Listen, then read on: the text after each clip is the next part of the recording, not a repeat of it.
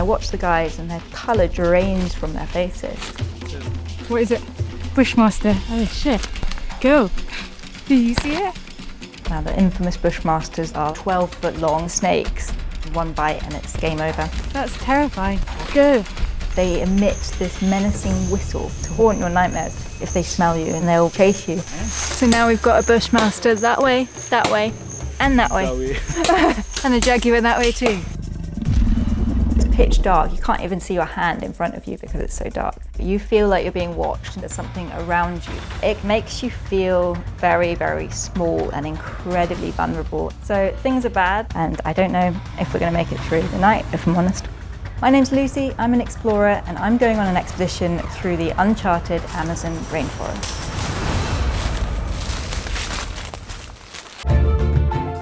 We're actually going deep into the jungle now, so leaving the Rupununi River, and now it's straight on in and hacking all the way.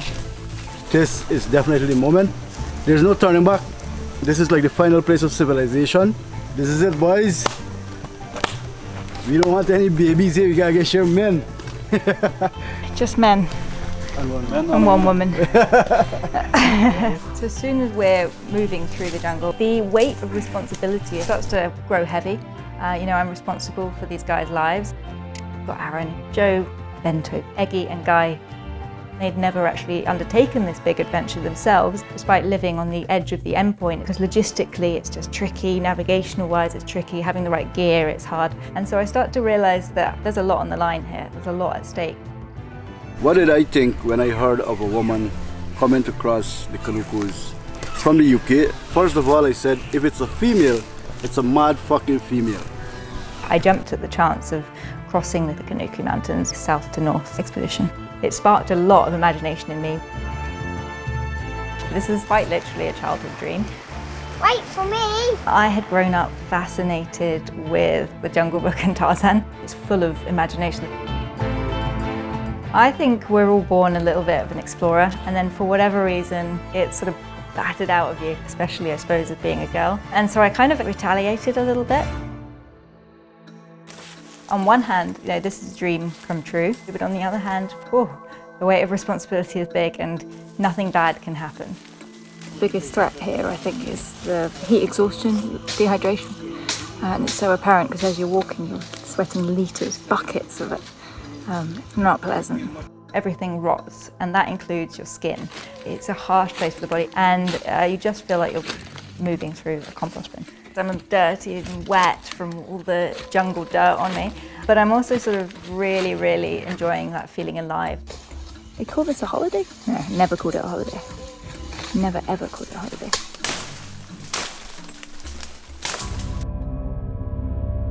Almost a quarter of the way through our journey, and we hear a noise, and this noise is like a yell. It's sort of like a squealing yell, and the team are looking pretty nervous, and Aaron in particular says it's peccary. Now peccary are a wild boar, and they travel in packs of up to 500, and they take out anything in their path. If you hear or see peccary, climb a tree as fast as you can, because that's the only thing you can do. There's so many of them, they will just trample you.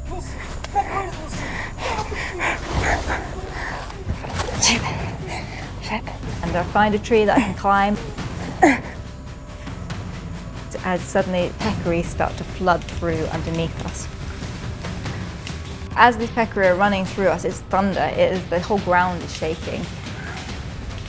So I'm clinging onto this tree with all my might, and it's sort of like this river of wild pigs, of black wild pigs just running underneath us. As I'm clinging to this tree, I have a moment to think, how did I get here? I'm a girl from Suffolk. But I think it's the fairy tale kind of romanticizing adventure, kind of like it's straight out from an adventure book, that keeps me going.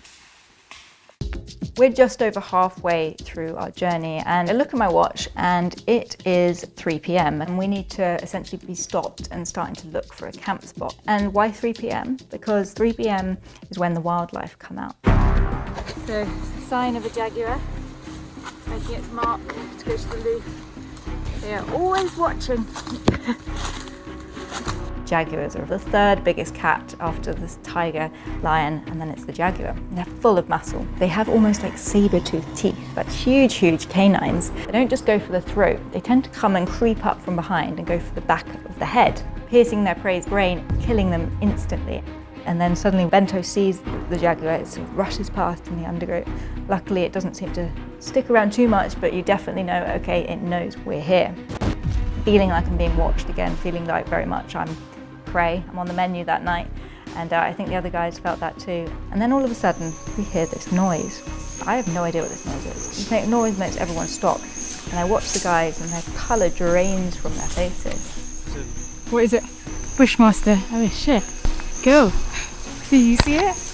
Now, if you asked any of my team what they were most afraid of, they would all of them say the Bushmaster snakes. Now, the infamous Bushmasters that are like 12 foot long, one bite and it's game over. Okay, I'm not gonna lie, this is the scary point right now.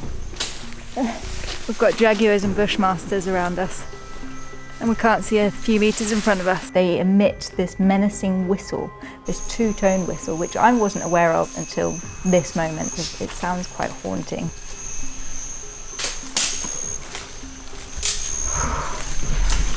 The Amerindians believe if they smell you, and they'll chase you. So now we've got a Bushmaster that way, and that way. And a jaguar that way too. So that's terrifying. Good. And so as soon as we hear this is a Bushmaster, I know that this is serious, and we start to move as fast as we can. But then we hear more of these whistles.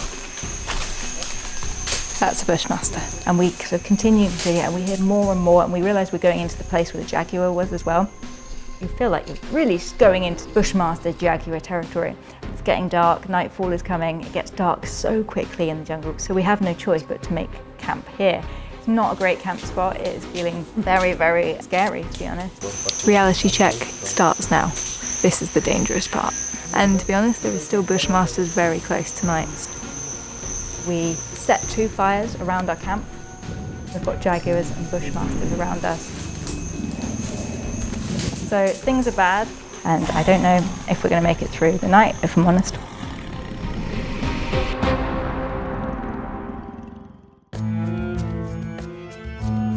By the time that the sun hits the canopy floor and it is morning, I have never been more happy to see the light. And I notice everyone's feeling much stronger as a team. The jungle guys. Jungle fighters, man. Jungle fighters, yeah. We're fighting the Amerindian jungle fighters plus the Brit. It's palpable, and we're laughing. You know, we've got through this. We can get through anything. Today's a new day. We've got to get it done. I really do hope that we can continue to look after communities that still have their traditional methods of doing things, because we can learn so much from them. Just being here with the guys over the last 2 weeks or whatever it's been, it's just been so insightful.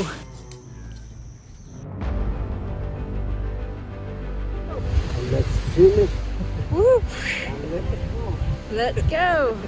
As a team, we move through, you know, every step, getting closer, we're getting closer.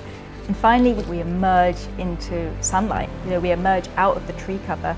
The first time I felt sun on my skin and into my eyes for the whole expedition. And it hits me hard. We've done it. And, oh, fuck. Feels a relief. It feels...